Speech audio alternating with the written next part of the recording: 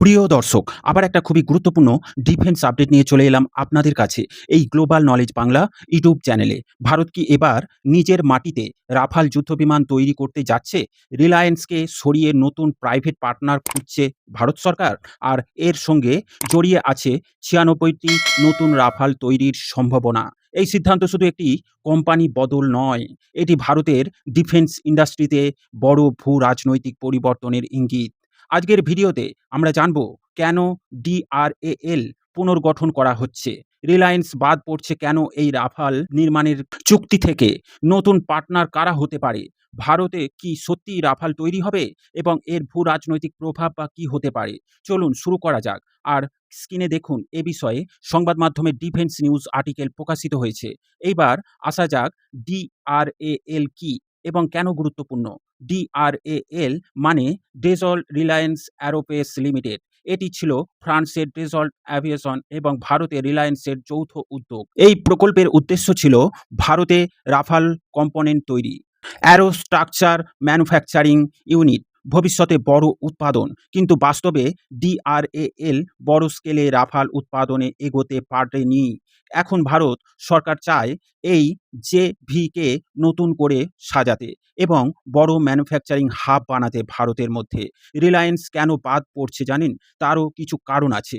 বর্তমানে রিলায়েন্সের শেয়ার প্রায় ৪৯%, কিন্তু রিপোর্ট অনুযায়ী এই অংশ বিক্রি করা হতে পারে, কারণ বড় উৎপাদন সক্ষমতার অভাব, দীর্ঘমেয়াদী ডেলিভারি প্রয়োজন। ৯৬ রাফাল প্রকল্পের প্রস্তুতি এখনও এগোতে পারেনি রিলায়েন্স। আরও শক্তিশালী শিল্প পার্টনার দরকার। সরকার এখন চাইছে একাধিক ভারতীয় কোম্পানি যুক্ত হোক, যাতে ঝুঁকি কমে এবং উৎপাদন বাড়ে। নতুন পার্টনার কারা হতে পারে, কোন কোন কোম্পানিকে? সূত্র বলছে ২ থেকে ৩টি কোম্পানি বিবেচনায় আছে। সম্ভাব্য নাম: tata advance system limited, LT defence এবং মহেন্দ্র অ্যারোস্পেস। এই কোম্পানিগুলো রয়েছে। বড় ম্যানুফ্যাকচারিং সক্ষমতা আছে এদের, আন্তর্জাতিক অভিজ্ঞতা আছে, ডিফেন্স সাপ্লাই চেন আছে। যদি একাধিক কোম্পানি যুক্ত হয়, তাহলে ভারতের প্রথম multi partner fighter jet production শুরু হয়ে যাবে। ৩৬টি রাফাল পরিকল্পনা। আসল লক্ষ্য কি ভারতের? ভারত ভবিষ্যতে ৯৬টি নতুন রাফাল কিনতে পারে। এই বিমানগুলো ভারতেই তৈরি হতে পারে। লোকাল সাপ্লাই চেন তৈরি হবে, প্রযুক্তি ট্রান্সফার হবে। এটি হলে ভারত প্রথমবার ফুল স্কেল ফাইটার জেট ম্যানুফ্যাকচারিং পাবে। এটি হেল তেজসের পরে সবচেয়ে বড় ফাইটার প্রোগ্রাম হবে। ভূ রাজনৈতিক বিশ্লেষণে যথেষ্ট গুরুত্বপূর্ণ দিক আছে এই ক্ষেত্রে। এই সিদ্ধান্তের বড় ভূ রাজনৈতিক অর্থ আছে। ফ্রান্স ভারত সম্পর্ক আরও শক্তিশালী হবে এই রাফেল চুক্তির কারণে। ফ্রান্স এখন ভারতের প্রধান প্রতিরক্ষা অংশীদার। রাফাল উৎপাদন মানে দীর্ঘমেয়াদী চোটে পরিণত হবে।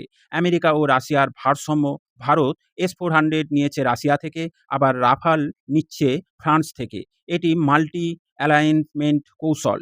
চীনকে বার্তা: ভারত নিজস্ব ফাইটার উৎপাদন শুরু করলে চীনের J-10 এবং J-16 এর মোকাবিলা শক্তিশালী হবে। পাকিস্তানের ওপর প্রভাব বাড়বে। পাকিস্তান এখন JF-70 এবং J-10C নির্ভর। ভারত যদি লোকাল রাফাল তৈরি করে, তাহলে এয়ার সুপিরিয়রিটি বাড়বে। ভারতে MRO হাব আরও বড় পরিকল্পনা। নতুন ডিআরএএল শুধু উৎপাদন নয়, MRO হাবও হবে, মানে মেইনটেন্স, রিপেয়ার এবং ওভারহল।